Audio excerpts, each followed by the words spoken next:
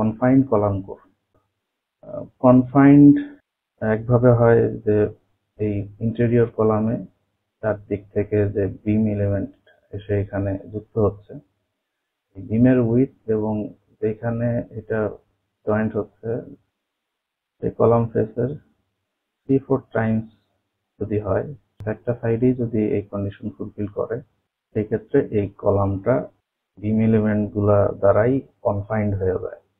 তবে এই টাই জয়েন্টের যে টাই, এই টাইয়ের স্পেসিং 150 mm করে দিতে হয়।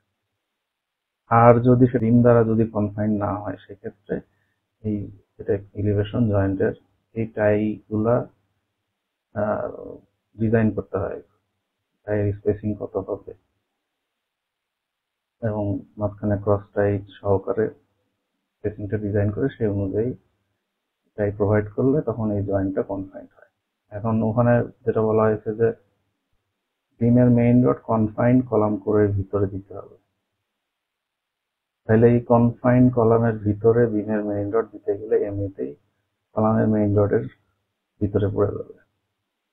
এটাই সহজ ভাষায় বলা হয় যে বিমের মেইন রড কলামের মেইন রডের ভিতর দিয়ে দিতে হবে।